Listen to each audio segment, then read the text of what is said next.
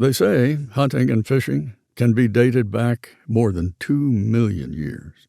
Throughout the years, the historic angler and hunter has steadily evolved into the avid hunter and angler that we know and love today. Welcome to the Outdoor Defiance podcast. As you listen, you will hear comical stories, companies talking about their products, researchers talking about their research, and overall ways to help you become a better outdoorsman. Welcome to today's episode.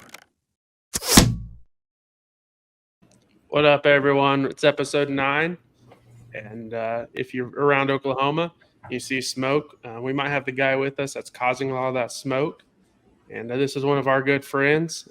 He has been doing research for, 4 or 5 years, if not more. Would you say? About 4 years or so, yeah. So this is our friend, Mr. Firemaster, Adam Ray. Thanks for having me on, guys. It's exciting to be here. Yeah, we're excited to have you. It'd be fun to talk about a topic that kind of goes in with what season it is. There's a lot of research out there, but a lot of people don't like to read. They'd rather sit here and watch a video. So I think this will be great for people that don't know, or even people that think they know. They might be able to learn something new. Before we get into the whole burning side, kind of give us a background of how you got started in the outdoors and work your way up to how you kind of got involved of being a pyromaniac. Okay, yeah. I didn't grow up in a hunting family. Actually, my best friend who I played baseball with growing up, he was a hunter, and his grandpa, he'd take us hunting all the time. I think he took me on my first turkey hunt when I was like 12 years old, and I just thought it was the coolest thing ever, and really got into archery and shooting bows and stuff like that. And I had a great dad, and he saw that I was interested in hunting and stuff like that. And so he got interested in it too. And now we both hunt a bunch. We love hunting and fishing.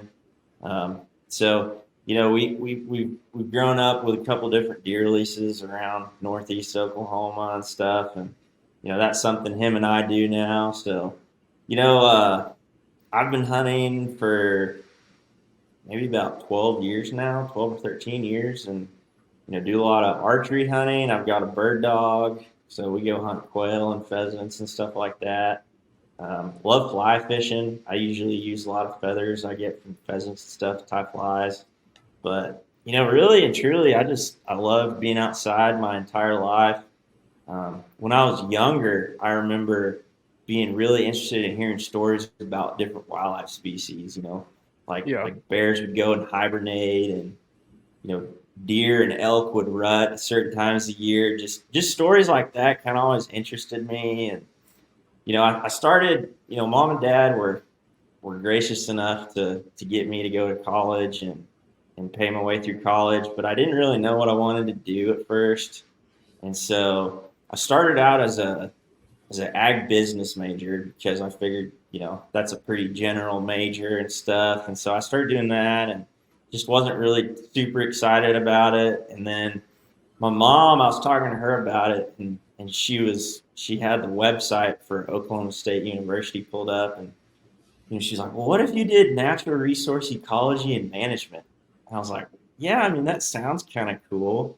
On the website, they actually had a picture of a prescribed burn, which was like, okay, that's cool. They burn and do stuff like that. Started looking at the class list and stuff, and there's a lot of chemistry and algebra and biological science stuff that you got to do. And honestly, it was a little bit intimidating, but I just kind of told myself that, there's going to be things in life that are going to be difficult, but they're going to probably be worth doing in the long run. So I was like, screw it, I'll try it. So I went through my first 2 years of undergrad, and classes were hard. I didn't love them that much. I started actually working as a fly fishing guide in Arkansas, so I'd be an undergrad, going to school in Stillwater during the week, and then I'd skip class on Fridays and go guide for Friday, Saturday, and Sunday. And I fell in love with guiding. I thought it was a lot of fun. It was really cool to take people out on the river and on a really exciting trip. I it was cool to me to be kind of the person who facilitated such a influential trip for people. And so I fell in love guiding. I wanted to do that when I got done with school, actually. But it was it was spring semester of my junior year at college. I actually took a Principles of Rangeland Management class. And in that class, I'd gotten my bird dog by then, so I was interested in learning about quail habitat, learning how to manage for them and stuff. And That was the we year started, we met.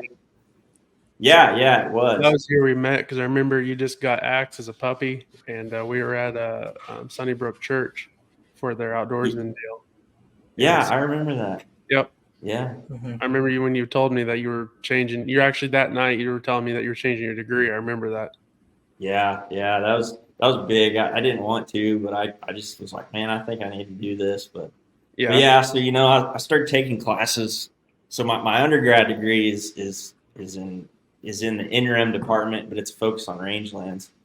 So I was in this range class, and I started learning about disturbance and plant succession, and that plant communities are always changing and always, it's never the same. And trees aren't always supposed to be in places that they're at.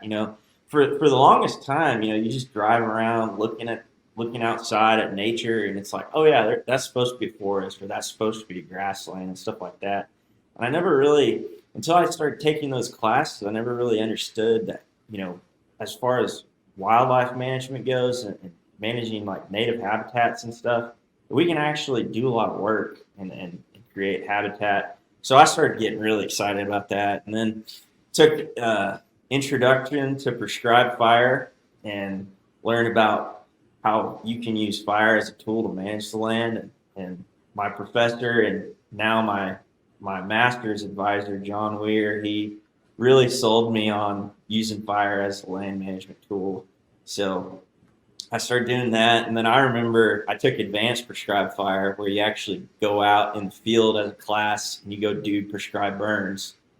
And I remember the first one I did, it was just the coolest thing ever. It was like a 20 meter by 20 meter plot, and we set that thing on fire, and everything went well. It burned, smoke got up and went up. I mean, it was perfect. I remember telling my mom about it. I was just so fired up about burning after that. And so ever since then, I've been burning. And then I got asked if I wanted to do a master's program at OSU. So for the last 2 years, I've been working on my master's, and my advisors have been Dr. Laura Goodman, the OSU range extension specialist, and then John Weir, who's the prescribed fire extension specialist. And so I'm in my last semester of my master's degree right now, just kind of coasting through, finishing up editing papers. And right now it's spring, so we're in the height of prescribed fire season.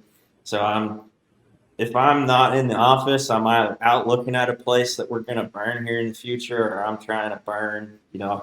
Us fire setters, we live by the weather, so we got to get out there when the weather's right and get stuff burnt, or else we're not going to get it done. So yeah, it's just been a busy spring, and so it's been a lot of fun. But I recently got hired on to work as a partner employee by Quail Forever and the NRCS, and so I'll be the Crosstimbers wildlife biologist for Quail Forever, and kind of what that entails is going out and working with private landowners, looking at their properties, giving them some technical advice about how to manage for not only quail, that's the big thing is quail, but also a lot of other wildlife species too. So hopefully I'll be burning a lot, because fire is very, very important to quail, which we can talk about that more too. But I'll be working across most of the Crosstimbers here in Oklahoma. So any given day I could be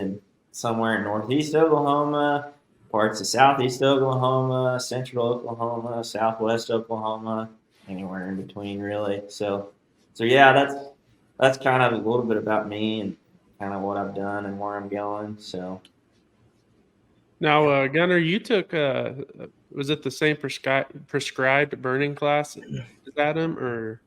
I wasn't in the class with Adam. I've had classes with Adam. We actually had GIS together. That was fun. Wasn't it? Yeah, that's great memories. GIS was great. But he was. Were you his? What were you? Were you a teaching assistant then? So you took it last year, right? Or 2 years No, ago? I took it 2 years ago, I think. Well, so You I were wasn't out there teaching. for a couple. Yeah, I mean, yeah, John Well, couldn't yeah. keep me away from fires. If I was, I skipped a lot of class to go burn. But yeah, I wasn't a TA in that class, but I have been the TA in that advanced prescribed fire class for the last 2 years. Okay. Yeah. No, I remember.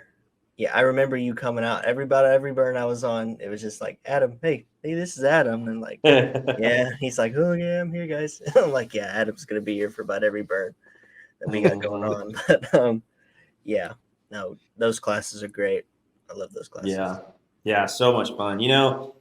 I think especially with prescribed fire, like you can learn a lot in the classroom, and that's great and all, but you got to get out in the field and look at fire behavior within a context of fuel characteristics as well as weather conditions too. So I mean I think that's the only type of class offered at a university in the United States where you actually get to go out. There's for different reasons and whatnot, there's just not any other universities that have a class where you're actually doing live fire stuff. So that's really unique to OSU. Did you guys, was it just through OSU land that you guys were burning, or were you guys actually going out and helping people? So most of the burns that we did were all on OSU land. So OSU has a lot of fire research going on, especially long-term fire research. So they've been doing patch burn grazing studies since 1998. I know they've done, they did some whole pasture studies before that, even in the 80s. Wow. We've got the Crosstimbers experimental range is where a lot of actually wildlife, fire effects on wildlife research was conducted. They did a lot of studies with white-tailed deer over there. But it's cool because we've got like 36,000 acres that OSU owns that's used for research. I'm not sure off the top of my head how much that the interim department uses, but we burn a lot of stuff every year. We have a whole lake. We've got Lake Carl Blackwell, and we've got lots of demonstration plots and research plots that are going on over there.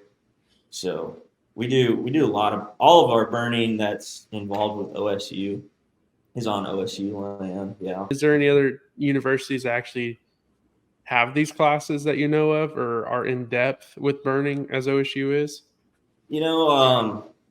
Prescribed fire is definitely a everyday popular management tool that is taught at universities that have some sort of natural resource college or degree.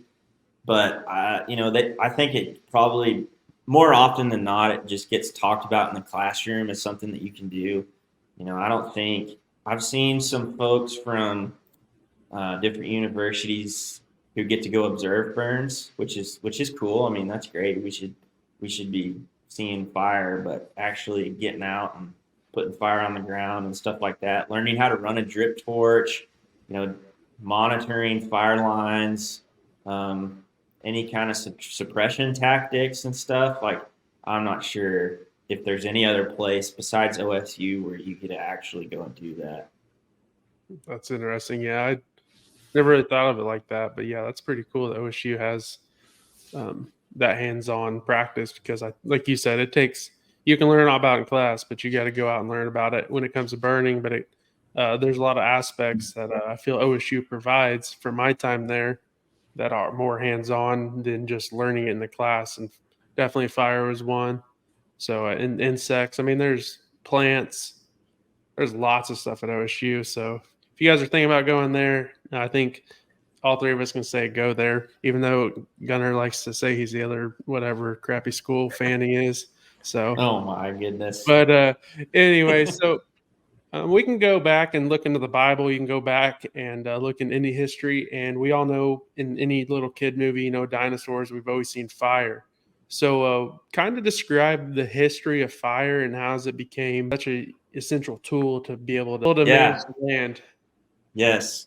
I think fire, I know that fire has always been something that has occurred, right? Fire burning is a process that's occurred on Earth since the creation. If you consider it, there's three things that involve the fire triangle. The first is heat, so that's an ignition source of some sort, right? We have that. We have lightning, we have lava, we even have humans, right? Humans start fires. So we have heat, we have fuel, vegetation is fuel, and we have oxygen in the atmosphere. And with those three things, you have fire, and we've seen that in Earth. We have those things, and so I really do think that ever since we've had, heat, fuel, and oxygen on Earth, there's always been fires, and it's a process that has been a dominant force on the Earth for a very, very long time.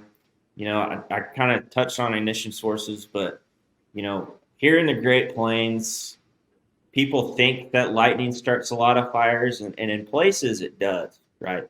We've got a lot of information on the southeast U.S. around Florida, Georgia, Mississippi, right? Lightning started a lot of fires in those areas, but here in the Great Plains, I just don't think lightning started a lot of fires because what's associated with lightning most of the time?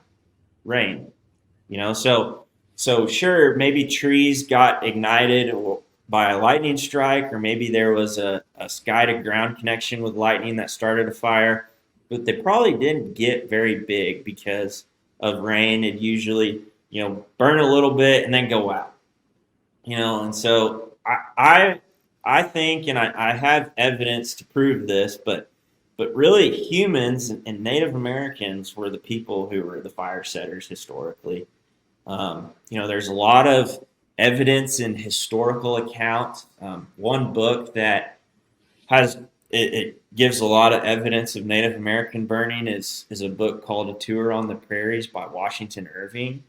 In that book, he was scouting Indian territory in the early 1830s, and he left out from Fort Gibson, Oklahoma, which is in east central Oklahoma, and he did kind of a big loop where he went a little bit northwest part, and then he got out to about central Oklahoma. Then he went south towards the Red River and went back to Fort Gibson. And in the book, he talks about, it was so smoky that he could barely breathe. At night, he saw orange glow in the sky. They never could see the fires, but there was definitely a lot of fire going on. Another book that I really like is Forgotten Fires by Omer Stewart, and there's lots of evidence of Native American burning in there. So there's a couple different Native American tribes, and one in particular are the Blackfeet Indians, which are they're a tribe that is mostly found in eastern Montana in the prairies. And the reason why their modern day name is the Blackfeet Indians is because when Lewis and Clark were going on the westward expansion and they were going through Montana, they came across Native Americans with black feet, and the reason why is because they were walking through a burn. Huh. So, yeah, pretty cool stuff. But it's interesting because Native Americans had over 70 different uses of fire. They didn't have chainsaws. They didn't have skid steers with cutters. They didn't have herbicides. The only thing they had was fire. And, a couple of, I don't know all the uses because, right, there were a lot, but, a couple of different reasons why Native Americans were burning was, one, to attract game to areas. So they'd burn their hunting grounds every year, and then in the spring they'd come back to find animals that are being attracted to it. They burned to promote certain species. So there were actually a lot of small-scale fires occurring because people were trying to burn, and they knew exactly what species was going to come back. Other reasons, for basket weaving. So one thing that's really cool is they found out that if they burned the rushes and sedges that they'd use to weave baskets, if they burnt them, they would last longer whenever they would weave baskets with them because they had a little less lignin. They weren't as stemmy, and so there was a lot of reasons to be burning back then. Hunting was a huge one. I kind of touched on it earlier, but they even used fire to drive game. So there's actually some places up in Kay County, Oklahoma, which is north central Oklahoma. They're called the Buffalo Cliffs. And what people think happened up there is they would wait for the right time when the bison were in the right place at the right time with the right weather conditions.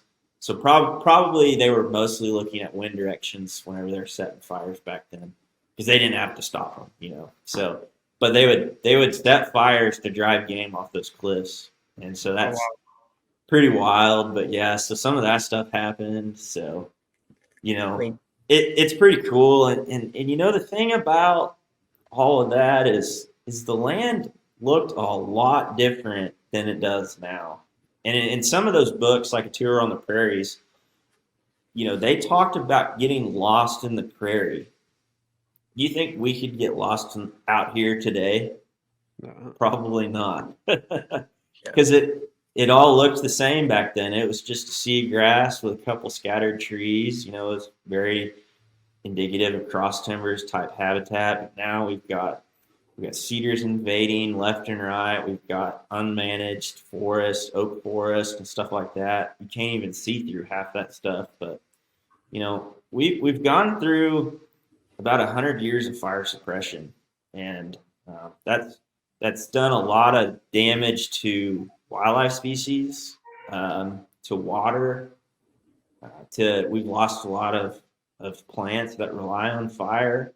So we're kind of at this point in life or in time where we really need to figure out how to use fire again and use it to benefit us. And I think the Native Americans had a very good understanding of fire, but especially us modern day humans, a lot of us don't understand how to use it, the outcomes that occur after using it, and so we've got to get back to using it and not fighting it. So think about all the guess and check that had to go on too. Like think about how this stuff was passed down to where they learned oh, I burn this is what happens.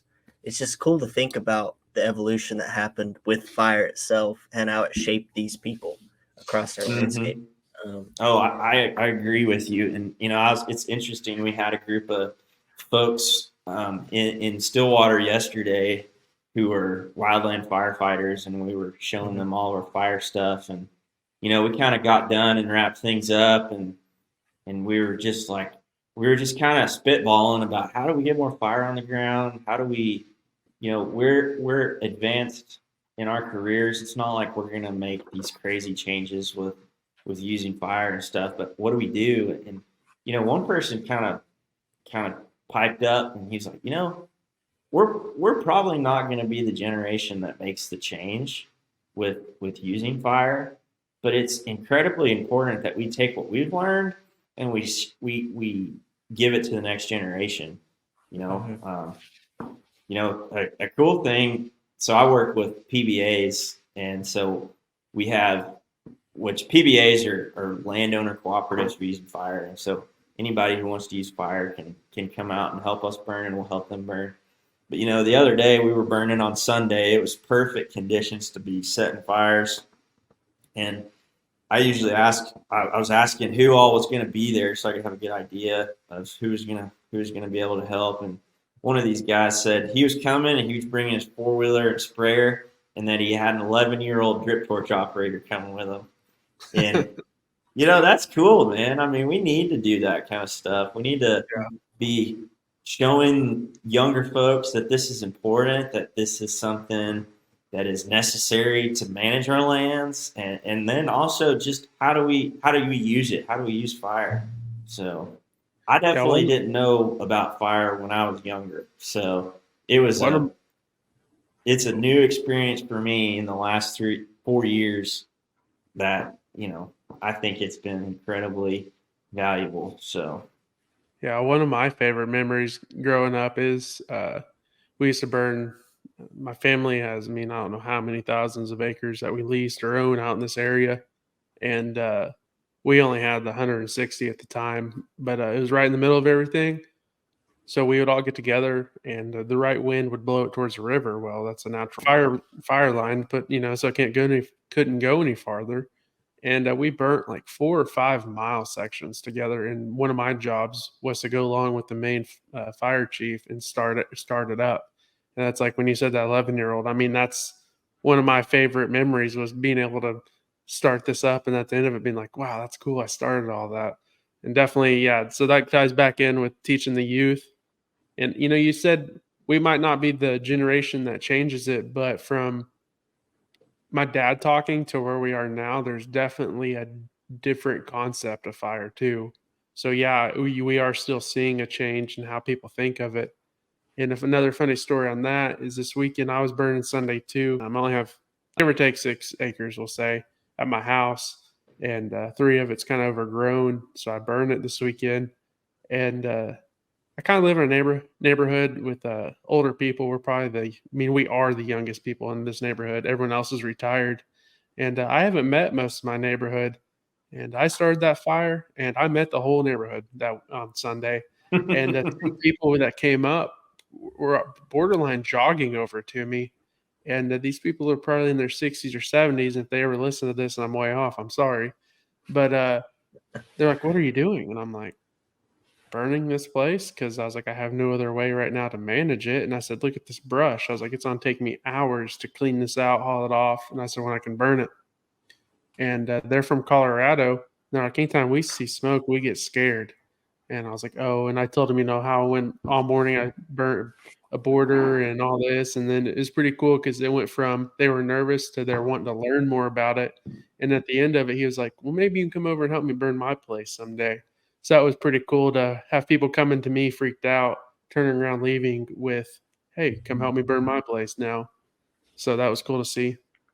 that's awesome. Yeah. I've been burning with the PBA here for about 2 years now, and I, I'm not joking when I say this, but more often than not, we'll go up to a place and burn it, and somebody stops on the road and is like, "Hey, why are y'all burning?"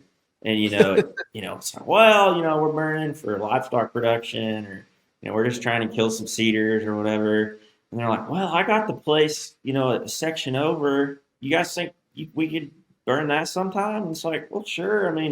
We need a plan and stuff, but yeah, it's funny.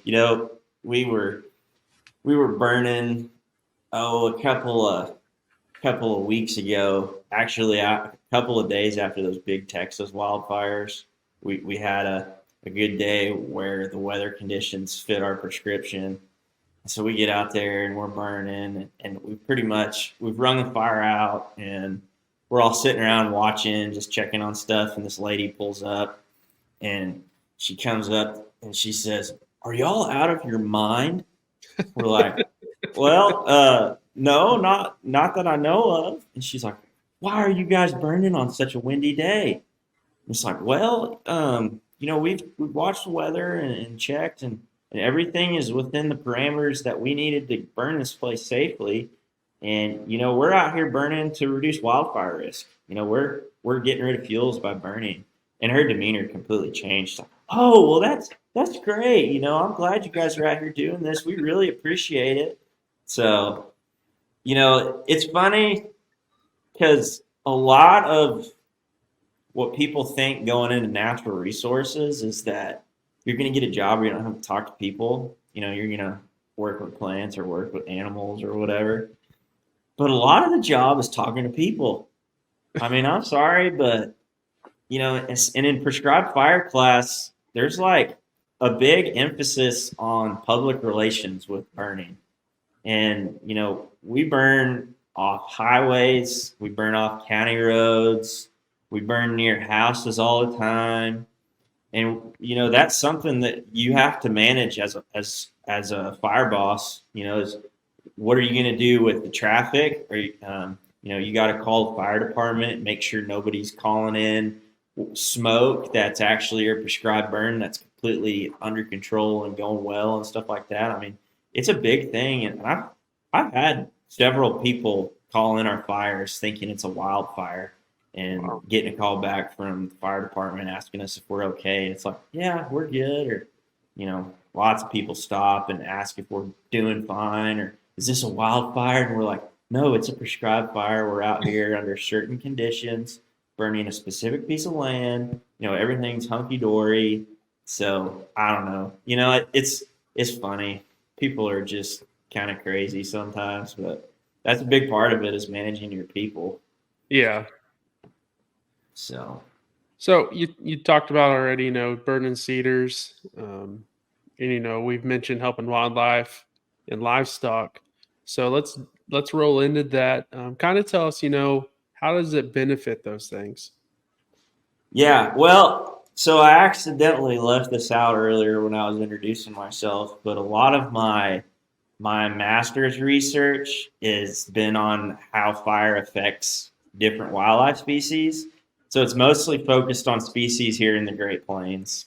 And I've researched anything from bighorn sheep, elk, pronghorn. I've done reptiles and amphibians, pollinators, birds. There's lots of information on birds and how fire affects those things. And so I've spent a lot of time reading about this stuff and doing some literature synthesis and reviewing things. And so, it's funny because when people talk about managing for wildlife habitat is a very vague term sometimes. You can go out to a place and say, oh, this is good wildlife habitat. And it's like, it's a closed canopy hardwood forest, or it's a big old cedar thicket. It's like, okay, well, what wildlife habitat, what species is that good for? Ticks. Yeah, it's good for ticks. That's great. That's great tick habitat, man. Yeah. But, when you think about it, certain wildlife species require certain things to make a living. A lot of people think that a closed canopy hardwood forest is great deer habitat. But I'm sorry, most of the time a deer would have to pack a lunch to make a living in there. There's not as much food as you would think. I mean, some people, think that the oak forest is plentiful because of acorns, but acorns are really only a significant portion of a deer's diet for 2 months out of the year, probably, because they get buried or they start rotting and stuff. And so, when we think about wildlife habitat and certain species that we have goals for, we have to consider the requirements of certain species. We can't just have wildlife habitat. We can have turkey habitat and quail habitat and white-tailed deer habitat. We can have timber rattlesnake habitat, things like that.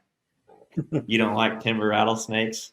I think it's cool. So I think some OSU does a really good job about doing is talking about heterogeneous landscapes, like managing the landscape for multiple species as opposed to just a single one, because more times than not, if you're managing for multiple, you're managing for a healthy ecosystem. Yeah. And talk about different grass height, different vegetation canopy openings and things like that. You can go down a rabbit hole for sure. Well, and managing for wildlife species is kind of like trying to hit a moving target, shoot where they're going, not where they've been, Some, like a lot of birds, like turkeys and bobwhite quail, they require different types of habitat within their home range at different times of the year. And so, some of the traditional management of rangelands historically was everything needs to be the same. We have to have even distribution across an area, things like that. And that's just not the case for a lot of wildlife species if that's something that you're trying to manage for. But as far as wildlife and the effects of fire, people are concerned about mortality with fire, especially. They don't know what happens to various wildlife species during a fire. You know, we can there's two different types of effects when we talk about fire effects. There's direct effects, which direct effects are mortality from either being burned up or smoke inhalation. Typically, you know, there's more animal mortality in high intensity wildfires than there is prescribed fires, because prescribed fires are set under less intense conditions.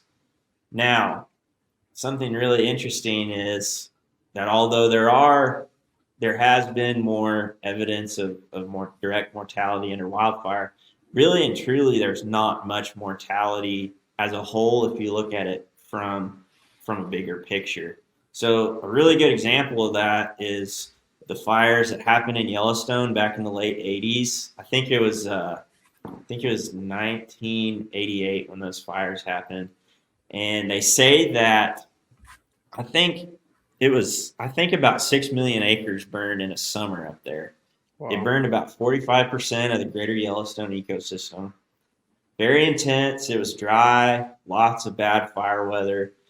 You know, it was bad. I mean, some folks I've heard told me that they saw a moose in Oklahoma Panhandle after that fire happened, and that's just from displacement from a big disturbance event. You know, we've never seen that ever since, but it really rocked the boat up there in the greater Yellowstone ecosystem. And so there was lots of studies that had happened after the fact to go figure out, you know, what happened to elk herds and stuff, different wildlife and stuff. And so what they did is they flew around in helicopters and actually collected data. They would find carcasses and figure out what was the cause of death, figured out, you know, where they were and stuff. And come to find out, less than 1% of the greater Yellowstone population of elk actually died because of direct effects from those wildfires. And that was the highest out of elk, bison, moose, and mule deer. They found the most mortality in elk. So those other species were actually even less than elk. And actually, the population of elk increased every year after that fire for about 6 years, and then they reintroduced wolves, and then that kind of threw off the growth trend. But, you know, they kind of hypothesized that after the fact there was more forage and stuff for elk, and so they actually were doing a lot better after the fire. But that's just to kind of goes to show how little mortality actually does occur from fire. And you know, lots of wildlife species are very mobile. So, you know, if a fire happens, they're able to get out of the way. You know, they can find a place where fire can't get to them, even if it's a wet drainage, or go stand in a river, or, you know, they can find places to even ride the fire out inside the fire scar or the burn unit or anything like that. You know, even species like reptiles and amphibians who aren't as mobile, they usually go into holes underground or stay in a wetland or something, and so they can. I mean, I've lit stuff on fire and then seen frogs jumping around in the smoke right afterwards, and they just stayed in a wet spot and, you know, hunkered down and they're fine, you know. So, you know, I think a lot of folks are really hung up on burning because they don't want to, you know, burn up animals, and so, but that just doesn't really happen. We don't see a whole lot of that evidence. Lots of folks I talk to who burn a lot, they just don't find that stuff. I mean, there's some species that you do see more direct effects with, like especially rattlesnake species, box turtles, things like that. And the reason why we see more direct effects with them is because of poorly timed fires. And so what happens with those species is there's a time in the spring right about it's fixing to start right now, kind of late March, early April, when a lot of these cold-blooded reptiles are emerging from their dens and hibernating. And so they come out and they kind of get away from their den, and they just kind of stay put in the leaf litter because it's still cold out. Their body and their metabolism isn't really cranking out right now, but they're inflammable materials. And so, sometimes there's been evidence of direct mortality at a local level because of poorly timed prescribed fires. Now, is that a big concern for a lot of folks? Probably not, because not a lot of us love snakes, but especially on public lands or federally managed lands where we're trying to promote diversity or certain species, we definitely want to shy away from times when some species are a little more susceptible to fire. That's one example, but for the most part, here in the Great Plains, that's not a problem. Another type of effect is an indirect effect, and direct effects compared to indirect effects are they don't really do a whole lot. Indirect effects actually, they show much more change to wildlife species at population scale. So we can see a lot more changes from indirect effects than we do direct effects. Right? Indirect effects, an example of that would be changing habitat structure, changing the scale at which a disturbance occurs. So, there's a lot more that goes into affecting wildlife on the indirect effects than there are direct effects. So, I don't know, is there any species you guys would like to maybe talk about? I mean, we could talk about deer if you want to. Yeah, deer would be great because I think that's something in our area, but then also upland Oh, birds. talk about prairie chicken. I can do that. I love prairie That's a good one. chickens. As far as indirect effects with deer and stuff, one thing that we do see is that fire can improve forage quality and quantity for deer. Now, a lot of folks think that, the deer live in the woods and they find everything and they have plenty of food to eat and all that stuff. But, there's been a lot of studies done where a little bit of timber thinning in a hardwood forest and then burning actually does a whole lot of good for growing food for deer.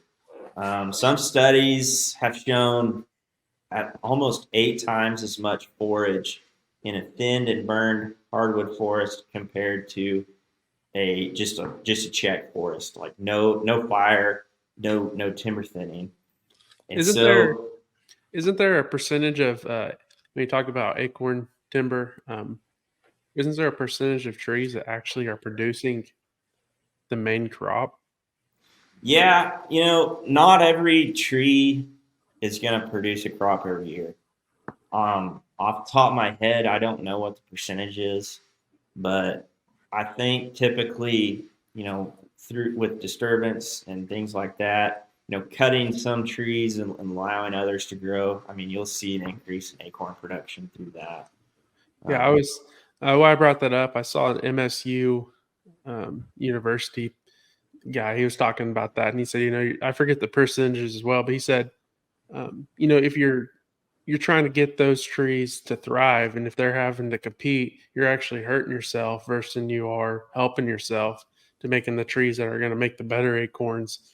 The underbrush and the other trees that are going to take the water and sunlight and all that are actually affecting you, and when you actually think it's helping you. So there's some kind of My dad calls them grocery trees. grocery trees. He says, "Oh, that's my grocery tree." Like, yeah.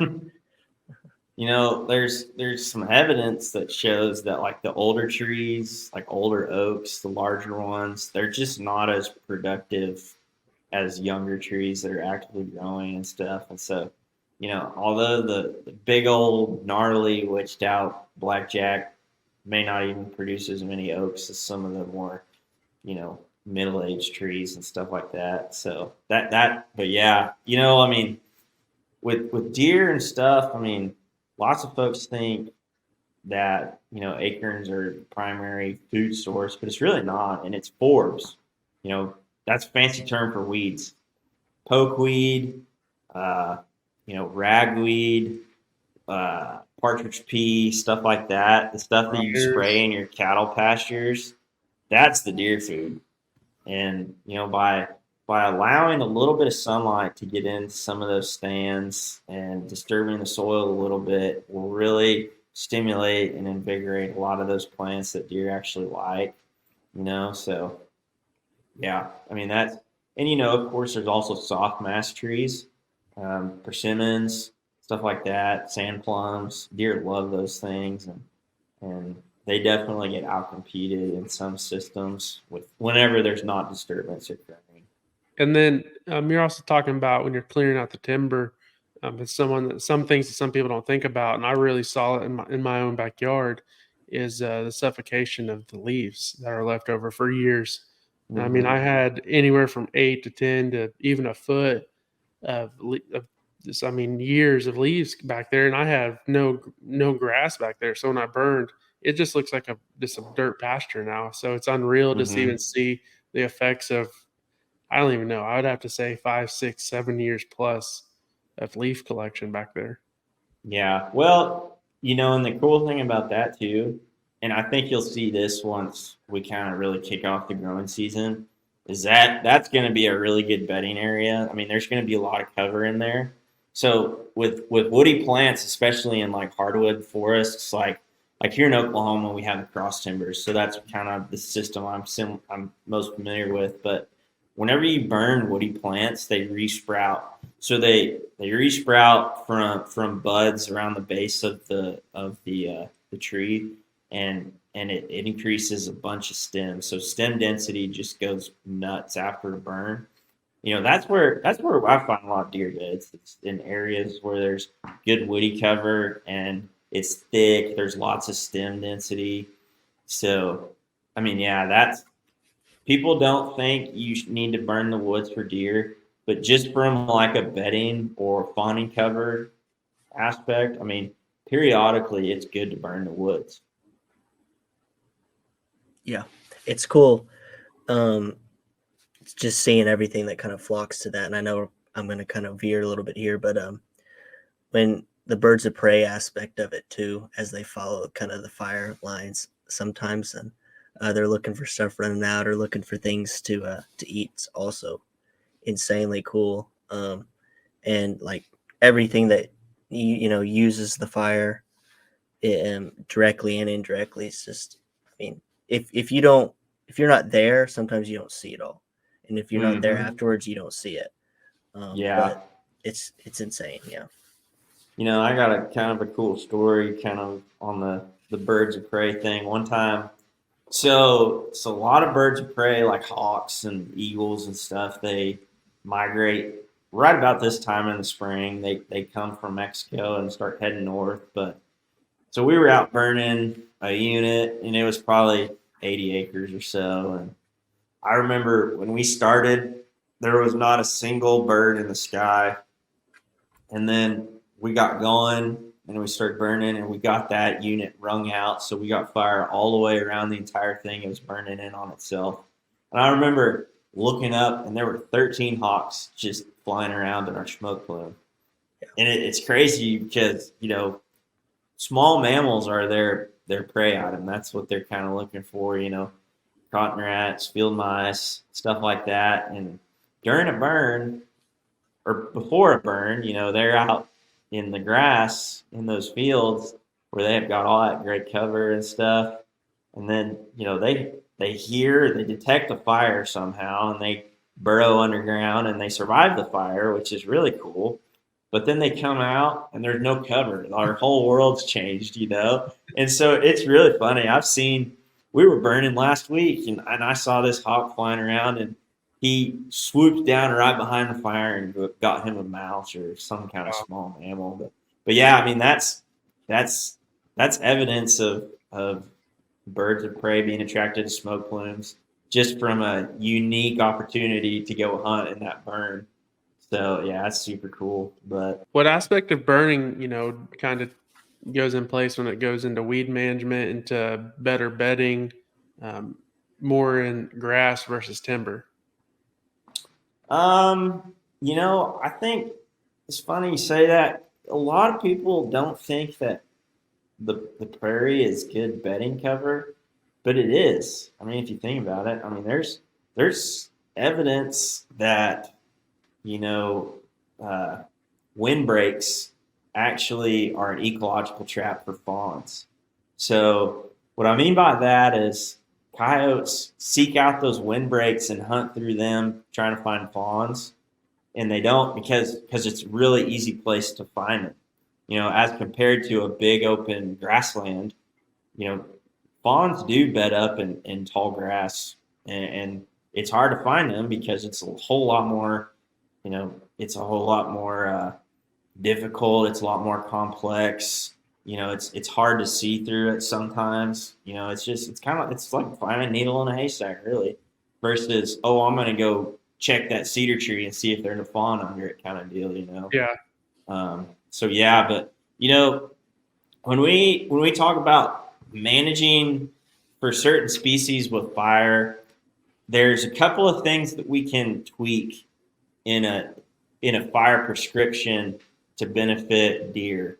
And so a couple of those things are fire seasonality, fire intensity, fire frequency, and how large that burn can be.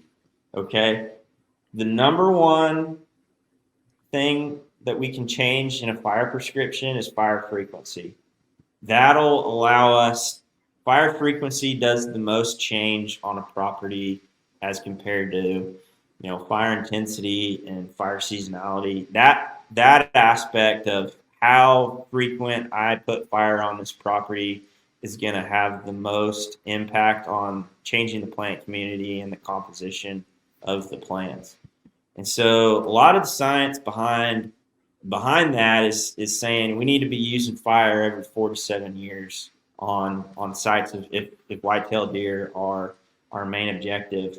And the reason why that is because of this thing called plant succession. And so we haven't really touched on that, but essentially it's important to understand that plant communities are always changing and they're never the same. I know it's hard to think about that because it happens very slowly and it's even more difficult for us to notice sometimes. But, you come and burn and you get, perennial grasses, annual forbs, things like that come back.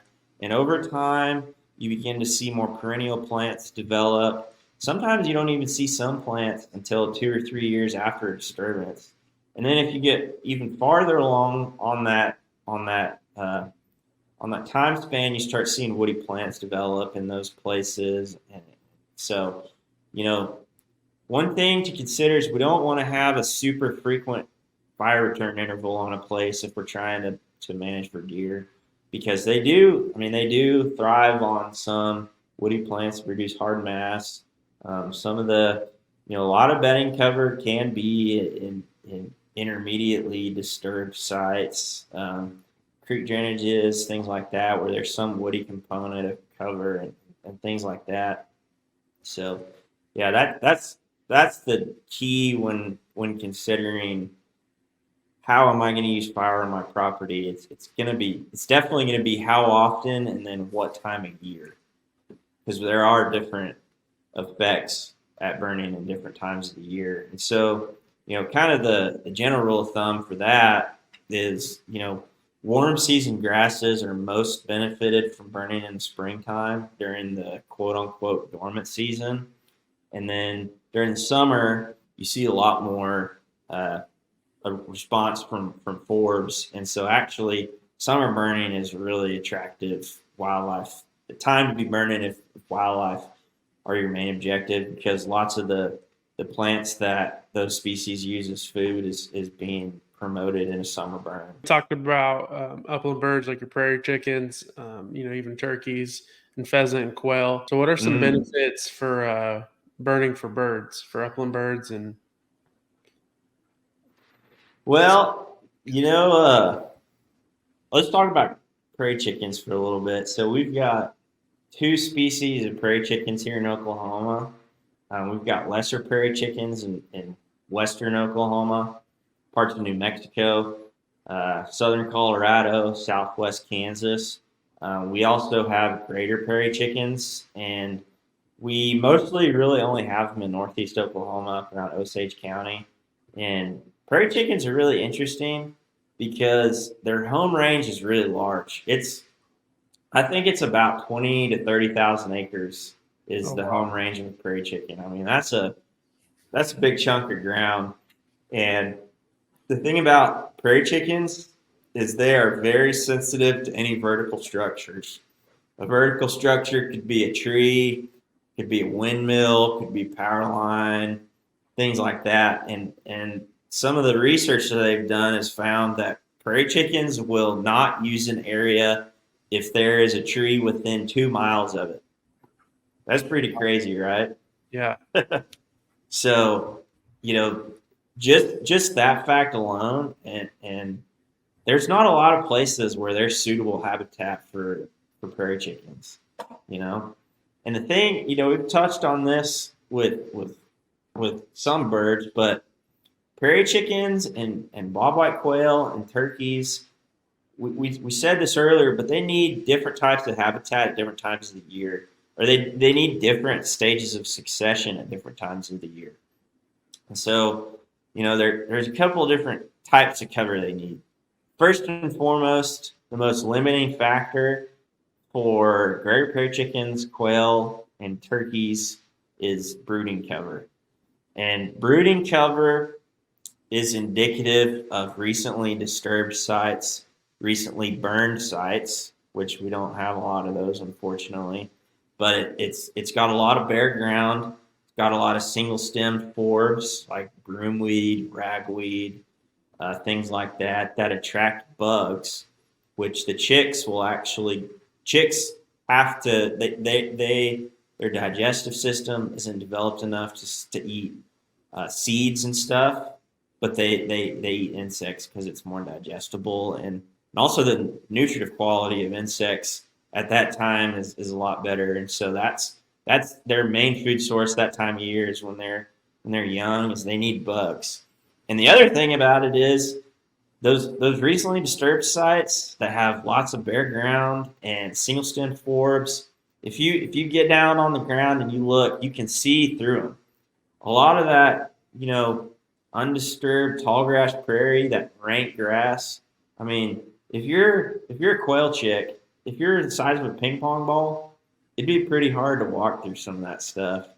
And another thing to think about is most of these game birds, the game bird chicks, they can't thermoregulate at this time in their life. And so what if we have a dew that morning and they have to walk through a really tall, thick mat of grass and they get all wet and then they get so cold that they die, I mean, that's a big problem.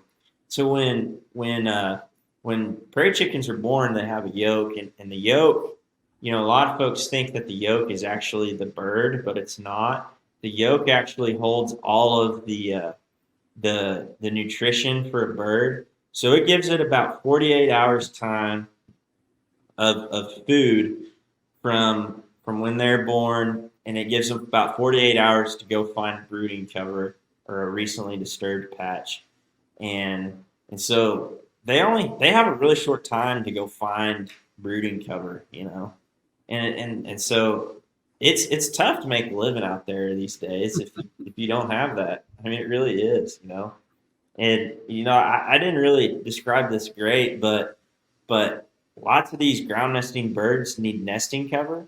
And so what nesting cover is it's some kind of bunch grass, like the poster child for quail nesting cover is broomsedge blue stem. It's a bunch grass.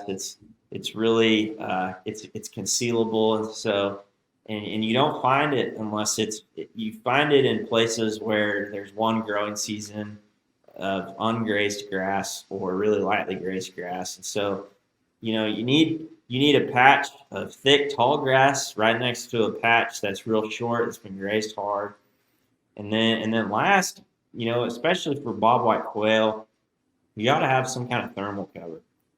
Thermal cover is woody plants, so sand plum, winged sumac, dogwood, things like that, and that's thermal cover for the winter to keep warm, but also it's thermal cover in the summer because it provides shade and it's cooler. And so, I mean, if you're managing a place, you got to have a lot of things in a relatively close place to really promote good habitat for bobwhite quail and turkeys, and I mean, if you're lucky enough to have prairie chickens of whatever species, you gotta be able to create some plant diversity and diversity in successional stages on a site. So, yeah. Yeah, I mean, when you put it into perspective, it's a lot of different things that you have to think about. Then you put it into even bigger perspective. You have to have like landowner compliance almost in a lot of these places to even manage for these species, and that's difficult, as you probably know, to get everyone on board sometimes. But when I was up in Wyoming, we got to see some sage grouse do some lekking, so that was super cool. If anybody gets the privilege of seeing that kind of stuff, that's super cool too, and that's also something else that they look for at different times of year. So it's crazy, all the different things you have to think about when managing for these things. Mm-hmm. Yeah, and a cool story I heard once is actually these folks were up in Osage County and they were burning, and leks are kind of in places. They're in the same places almost every year. It seems like they kind of come back to the same hilltop to dance and do that. But actually, these folks burned right next to a lek, and it actually moved the lek onto that burn, which is pretty cool because it had that short grass, short structure. So yeah, it was sweet. Yeah. So when you're burning, what kind of what are you looking for to help the upland birds? When I'm burning, I want to try and have something burnt twice a year on a place, and a lot of it depends about how big the property is and what's the most limiting factor on a site and stuff like that. But you just need to create diversity in plants and also diversity in the structure of those plants. And so the more you can burn in different seasons, the more diversity in plants that you can get. And so, I always say this, but if a prairie chicken or a turkey or a quail had matches and they could start fires, I think they'd start fires 2 or 3 times a year. So yeah. They like fire. Quail are considered the fire bird. They really skyrocket with frequent fire. Mm-hmm. And I've seen that in our place. We have 2 coveys now, so pretty sick. Heck yeah. So what's your you said you had a take on burning during nesting season for turkeys. What's your outlook on that? Well, so one thing with prescribed fire, this is just something that we live with, but we don't get to burn everything we want to every single year. And you ask a lot of folks, it's like, why didn't you get your burning done? And it's like, well, it was weather. We didn't have enough good burn days this year. Traditionally the prescribed fire season in the Great Plains is it coincides with peak wildfire season. I mean, it's dry. We're in the windiest month of the year. We're also trying to go out and get stuff burnt. And, a lot of folks will say, well, I'm only going to burn in late February through late March or early April, and then I'm going to be done. I'm not burning nothing the rest of the year. That's just the way it is. But then if you don't get it burnt, it may get too far. It may get, cedars may get tall enough that they can tolerate a fire the next year. Maybe you don't get in there and whack enough woody species. And then you just lost your place essentially, unless you go in and do some kind of herbicide application. But, so a lot of stuff doesn't get burnt, and there's a lot of reasons why. And a lot of people are concerned about burning up ground nesting bird nests. Intuitively, right? They're on the ground, they're in flammable vegetation. They're going to get burnt up. That's what a lot of people think. But you really got to kind of look and peel the layers of the onion back, because I don't think that we need to be as concerned about burning during the nesting season as some folks think. So the big reason why we shouldn't be so worried about this is because birds readily re-nest. Lots of the research that comes out says that birds can re-nest 3, 4, 5 times in a season. Now, those clutch sizes may start to decrease with every nest loss, but they can go re-nest, and they can have a successful brood and hatch out a bunch of poults. Another thing, it's like if we burn during nesting season and we burn up a couple nests, we're going to create really good broodery habitat. And those nests that are relatively close to what we just burned, that didn't get burned up, they're going to have a higher probability of survival in the long run than if we didn't burn at all. You know what I'm saying?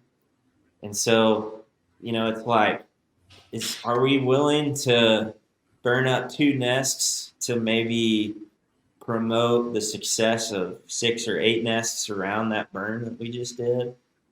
So, and another thing, and this has been, I read about this in a quail study, but if you're burning a property and you're doing it on a rotational manner, let's say you're burning every 3 years, where are those birds actually nesting? Are they nesting in that burn unit that's 3 years old that you're fixing to burn? Chances are they're probably nesting in the stuff that's earlier, maybe the 2-year-old burn, so maybe they're not even in those places that we're burning. And that's been found in quail research in the Southeast. It's like, they're burning large scale areas on a 3-year basis, coinciding with nesting season, but most of those nests are in 2-year-old burns. So they're not even in those places where they're burning on the 3rd year during nesting season. They're just not there, So, it's one of those things where we can love some wildlife species to death. We're so caught up in wanting to save the 1 or 2 nests that we don't burn, but then, maybe those nests don't even make it because they get predated by some creature like a raccoon or an armadillo or something, So, and another reason is actually, this is some new research that's out, but down in Florida, there's a paper, and they found that lots of nest predators were actually less prevalent in places that are frequently burned. So a lot of the evidence shows that most nest predators aren't actually seeking out the actual nests. They're not on the hunt to go eat eggs. What they're actually doing is they're looking for food, whether it be some kind of blackberry or sand plum or whatever. They're out foraging, and they just so happen to run up on a nest.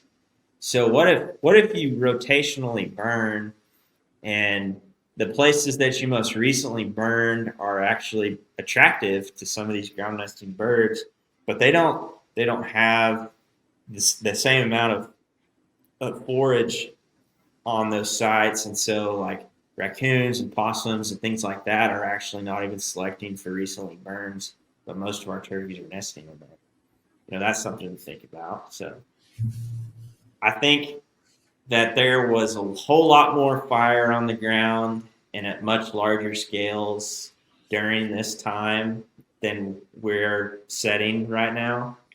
And those birds have been here a whole lot longer than we have, and they know how to stay away from it. They know how to successfully, endure these events. And it's just, us setting a fire on 100 acres and 10,000 acres of habitat isn't going to do a whole lot as far as burning up nests and negatively affecting those species. Right. So I run into a lot of issues. A lot of people our age can't really afford to buy places, so end up leasing places. And when you talk about burning within, like, oh, I can't wait to get one of my own places to do that. And what are some ways they could talk to the guy that owns the place that's running livestock on it to kind of show, like, hey, this helps both of us in the long run if we do some prescribed burning? Yeah, there's most of the burning I do is for livestock production. It's great. Depending on the study you look at, you can see 15 to 20% increases in average daily gain on stocker cows in burned pastures versus unburned pastures. The reason being is because most plant species are stimulated from a fire, and so you'll see increased productivity, but also it's a whole lot more palatable. It's less stimming. It's much more digestible, that's for sure. And so they're actually higher crude protein. And so, in a lot of stuff, you can see increases of upwards of 18% crude protein on burned range versus unburned range. It may be, less than 5% in the dormant season. And then once you burn it and it takes off, it's 15 to 18% crude protein. Lots of studies done here in Oklahoma see 50% change in weight gain on burned pastures versus unburned pastures. So, if you got a place and it's set up, you've got good fire breaks and you want to start burning. There's not a reason in the world you shouldn't be burning, really and truly. There's a whole lot of reasons why you're not burning. That you just making out a bunch of excuses at that point, So there's no reason not to burn. It's good for livestock, it's good for wildlife, So It's good to prevent fires, like we stated earlier. Oh yeah. It's good to prevent fires. It's good to decrease fuel loads. Somebody told me once that you can burn on your terms or you can burn on Mother Nature's terms, and her terms are a whole lot worse. You don't have any control over that fire at that point. I think California found that one out pretty harshly there for a little bit. Yep, I think so. It's cool though, that big fire over there in Canadian Texas. They had a big fuel break that they burned. They burned a 150-yard wide, 7-mile long stretch of grass.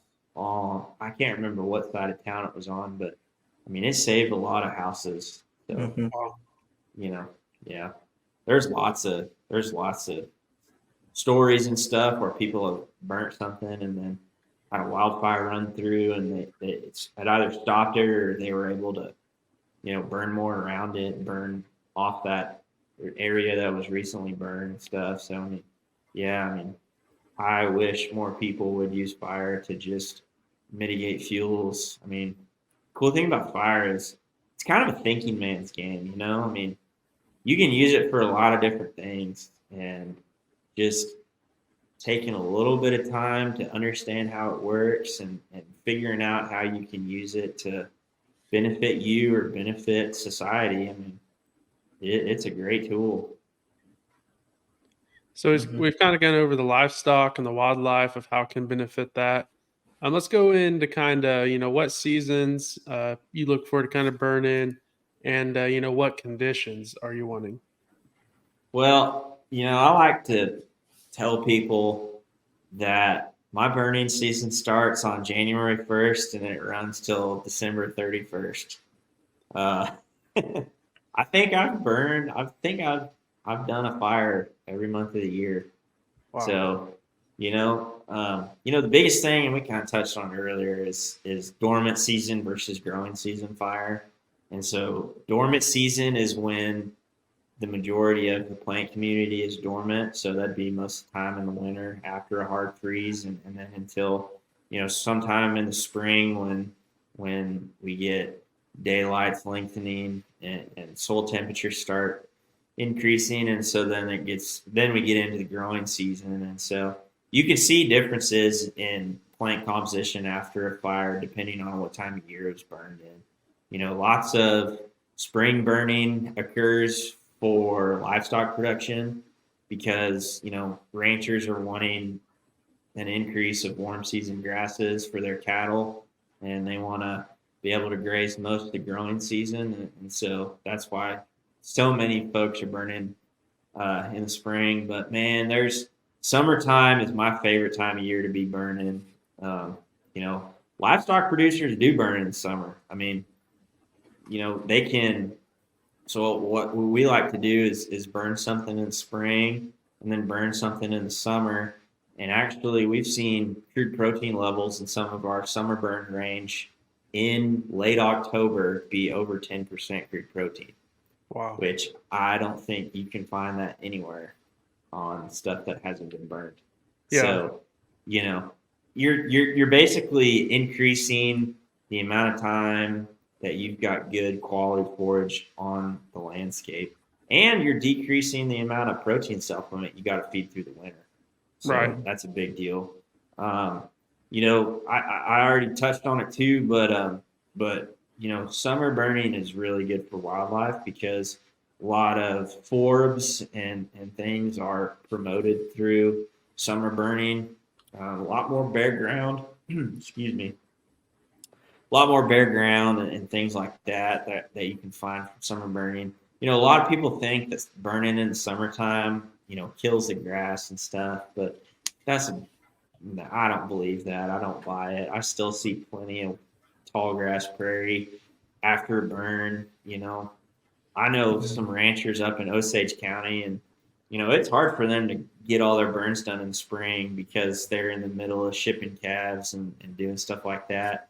So what they do is they do as much as they can in the spring, dump their stalkers on in the summer, and then once they ship them out in the fall, they go back to burning again, and they get stuff burnt. And then the next year they dump cows on those summer burn pastures, and they do just as good as spring burn pastures. Wow. It's out of the traditional norm of most burning for livestock, but I mean it works, and summer burning in cahoots with herbicide spraying is really good at controlling sericea. So that's an invasive forb that we have here in Oklahoma, and so actually one of my really good friends is doing research on it right now. So she says summer burning and using herbicide, using methylfuron methyl is really great if you're trying to kill sericea and promote our tall grass prairie species. But and the cool thing about burning in the summertime too is if you got a place that you want to burn in the spring, the following year you can just burn into the summer burn because there's no fuel there. So Right. you can get creative with how you set up your burn units and what wind directions you're going to burn with and stuff like that. I mean, we burn into summer burns a lot at OSU. That's something we do a whole lot of is we try and figure out what stuff we burned in the summer, and then what are we gonna run into it when we're burning in the dormant season. So, as far as conditions go, with fire, we're at the mercy of the weather, and we can't go light fires on days when it's real windy. We can't light fires on days when we're expecting a wind shift. I hear a lot of stories from guys who are like, yeah, we were burning one day and it was going great, and then all of a sudden the wind shifted and we didn't know it, and that backfire that we just set just turned into a head fire, and that thing got out of our burn unit and or smoked out a highway or something. And we look at forecasts, and I look at forecasts 20 or 25 times a day. I feel like, I mean, I've got one on my computer right now because I'm trying to burn on Saturday, and it's not looking good.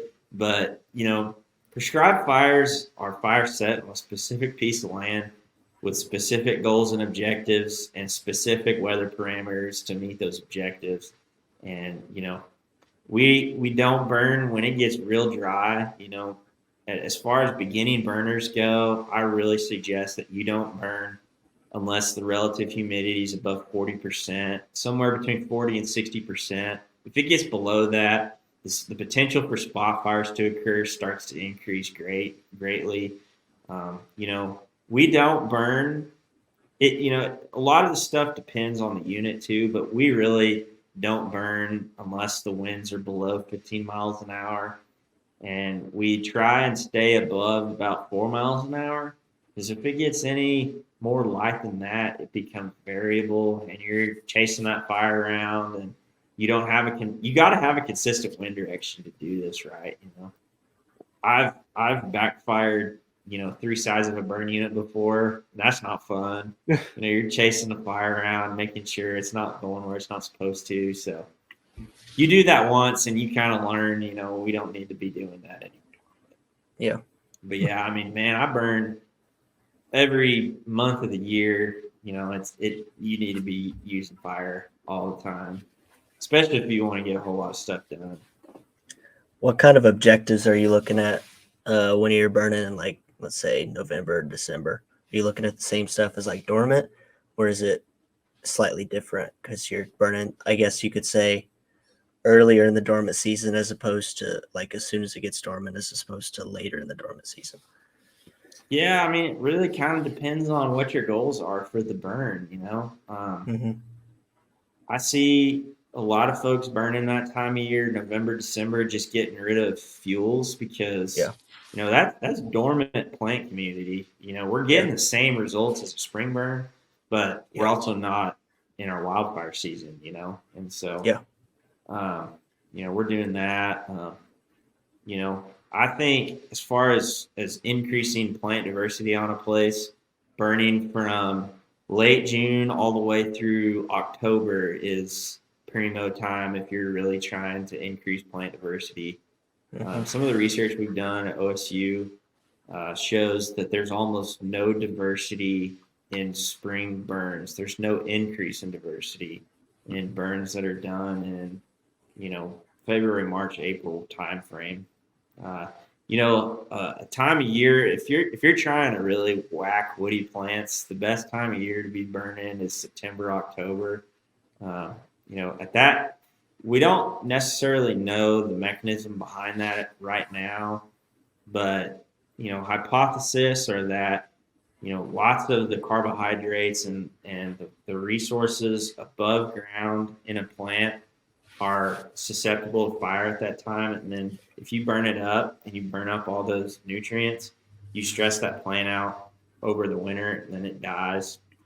So we've had really good success burning that time of year to control hardwood, woody plants, stuff like that. So if someone is like, okay, I want to burn, I have all the tools I think I need, what do you kind of recommend for them to do to kind of set up their place to burn? Oh, the biggest part of it is you need to have fire breaks. So, fire breaks can be a lot of things. They can be mowed lines, short mowed lines. They could be disc lines where you disc the bare soil. I've burnt off cattle trails before. You can use natural fire breaks like creeks or whatever, a wheat field, something like that, burn into that stuff. As far as disc and mowed lines go, I try and tell people, they need to be large enough and wide enough that you can get all of your equipment down it. So you don't want to have a 6 foot wide fire break if you need to get a big old truck down your fire break. I mean, that's just not wide enough, Right. And it also depends on how tall your fuels are, and if you're burning tall grass prairie and the plants are, 6 foot tall, you need to have a 20-foot wide fire break. Part of it is it reduces spot fire potential. And another thing is you don't want to be pinned up against a barbed wire fence in a really hot fire trying to put in a backfire, So, I think that, and I always tell people that I think if you're a beginning burner, you need to have a written fire plan for that place that you're going to burn for that unit. Because part of the fire plan is it shows that you've made an effort and shown due diligence and a great amount of care before you did set that fire. So if you do ever have problems with liability or anything, and somebody sues you over an escape fire, you can say, here, this is what I did. I followed this to a T. And, here in Oklahoma, if they can't find negligence on the burner, then they're not liable for the damages. So, and fire plans also help a beginner burner think through the entire process of burning. So, we don't just go out there and willy-nilly set things on fire without thinking through the entire process. Where are we going to start our backfire? Where are we going to anchor in? Is there anywhere in this burn unit that we need to stop ignitions and let it burn in, or make sure, people on the other side have gotten all their backfire or flank fire in before we start lighting more stuff? It helps you think through the entire process from start to finish, and who do I need to notify prior to the burn as far as, sheriff, dispatch, fire departments, things like that. You have to call your adjoining landowners prior to the burn. So that gives you time to identify your landowners and things like that, and make sure you make those contacts. So it's really important, especially if you're new to this, to have a written fire plan to think through that. Now, in Oklahoma, you don't have to have a fire plan for it to be a legal burn. You do have to make those points of contact, make sure everybody knows that you're burning. But you don't have to have a fire plan. The only time that you have to have a fire plan, a physical fire plan, is if you're burning in a burn ban. And what you have to do is you have to submit that burn plan prior to burning to a fire department, and they have, I think it's 72 hours just to make any comments. They can't say yes or no, but they have that plan. They know where it is. They know what you're going to do. And so they can't tell you yes or no. They can only provide suggestions for it. So, we're a really great burning state that we don't have a lot of restrictions and things like that. So now, if someone was scared and really didn't want to do it themselves, how do you recommend they do that? Do they need to reach out to the PBAs or? Yeah, PBAs are prescribed burn associations, or landowner cooperatives, where it's a group of private landowners who want to use fire to manage the land. And basically, what PBAs do is they provide manpower. PBAs have actually specialized fire equipment like drip torches, spray rigs, hand tools, things like that most landowners probably won't own, but they can borrow if they're members of the PBA. And then, lots of folks that are a part of PBAs know what they're doing. They have a lot of experience using fire. Especially if you're new, I would really suggest reaching out to PBAs. And, they're really cheap to join. I think most PBAs, they ask for like a $25 membership every year, pay annual dues every year. And then, once you have, most PBAs require that you have a written fire plan on file. And so, once you get all that stuff and the weather lines up and you're ready to burn, you can call the PBA and say, hey, I'm going to burn my place here tomorrow or the next day. Who can come? And you could have, 6, 8, 10 people on site ready to help you burn. And the thing is, they kind of expect you to go and help them burn too, help on other properties as well. And so, it's kind of like, Gunner's got a wrench and I got a hammer. I need to screw in this nut, but Gunner needs to hammer a nail down, so let's partner up and borrow each other's stuff and let's go get stuff done, you know? Right. So, yeah, it's great. Now, if someone wanted to kind of look into some benefits and do's and don'ts, is there any websites you can give them that through OSU or any research you've done that you recommend for them to go read on?